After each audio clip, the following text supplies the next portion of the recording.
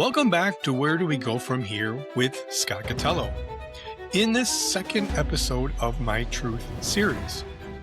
In the previous opening episode, you may recall that I used Plato's Allegory of the Cave to describe the importance of truth. I also explain in various ways truth becomes a casualty in our culture and society as a whole. The story of human understanding has always been one of light and shadow. And in Plato's Allegory of the Cave, prisoners are chained in darkness, mistaking shadows cast on a wall for reality, if you recall.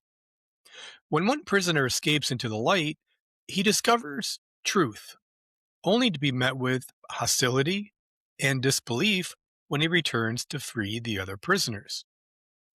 And it's an allegory about really perception, but also about comfort, the comfort of the familiar illusion.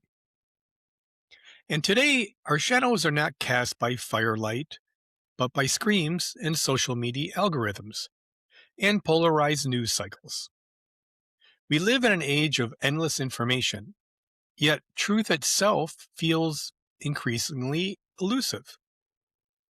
And much like the prisoners in Plato's cave, we often find ourselves staring at the flickering shadows that confirm what we already believe, rather than the blinding, difficult light of what may actually be true.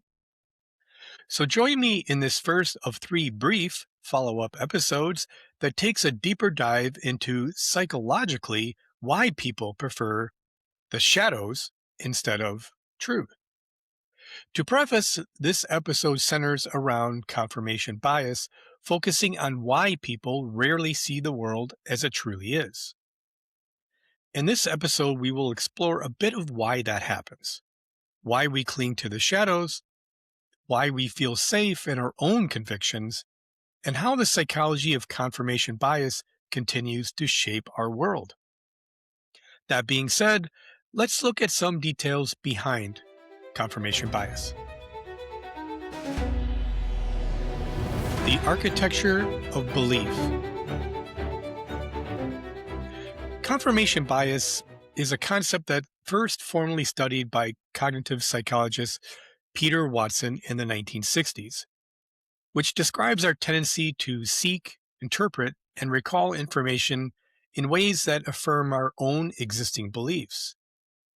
We're not neutral observers, we're architects of self-reinforcing narratives. Psychology today defines confirmation bias as the tendency to process information by looking for or interpreting information that is consistent with one's existing beliefs. And studies published in Sage journals and Science Direct reinforce this. When individuals are presented with both confirming and disconfirming evidence, they overwhelmingly choose to engage with the confirming evidence, even when the opposing data is more credible or even more factual. In one study from Science Direct back in 2017, researchers found that when participants were given balanced information about a controversial issue, such as climate change or vaccine safety, they spent 36% more time reading articles that supported their prior beliefs and reported those sources as more trustworthy. In this point, we don't just look for agreement, we feel safer when we find it. The psychology of comfort. So why do we prefer the shadows? The answer is really deeply human. Cognitive psychology tells us the brain's first priority isn't really truth, it's coherence. When new information threatens our worldview, it creates what psychologists call cognitive dissonance, which is a discomfort felt of holding two conflicting ideas at the same time. That discomfort can trigger anxiety, insecurity, or even internal shame. And to protect ourselves, we rationalize by bending facts, reframing evidence, and defending belief systems that keep our inner world intact. A 2020 study in the Journal of Experimental Psychology demonstrated that when individuals were faced with evidence contradicting a deeply held belief, the brain's emotional centers showed heightened activity. The same neural networks that are activated during physical pain or perceived threats. In other words, being wrong can literally hurt. And because it hurts, well, we avoid it. We have a tendency to retreat into echo chambers and surround ourselves with like minded voices and create moral narratives that justify our own biases. This is what psychologists call motivated reasoning, a kind of mental gymnastics designed not really to find truth, but to preserve our own identity. It's not that we can't see the light, it's that we choose the warmth of the shadow instead. The Shadows of the Cave Revisited. With cognitive bias, Plato's cave becomes more than just a metaphor. It becomes a psychological mirror. Now let's step back into the cave allegory again and imagine for a moment that one of the prisoners has spent his entire life studying the shadows. He knows their patterns, their shapes, and even their movements. To him, that knowledge is mastery. And when the free prisoner returns to say, "Hey, there's more. There's a world beyond this wall," his words don't enlighten, they instead threaten. That's confirmation bias in its purest form. The shadows may be false, but they're really so familiar. In our time, those shadows are cast by digital firelight. The curated feeds, the selective news cycles, the influencers, politicians, and pundits who understand that belief is more powerful than fact. They don't need to convince us of anything new, they only need to echo what we already want to believe. And during the 2016 election, for instance, studies from MIT's Media Lab found that false stories on Twitter were 70% more likely to be retweeted than true ones, primarily because they aligned with the reader's ideology biases. And once shared, those narratives became socially reinforced, cementing themselves as, quote, truths within their communities. The cave has now gone digital, and the light shines brighter than ever, and it feels much harder to reach.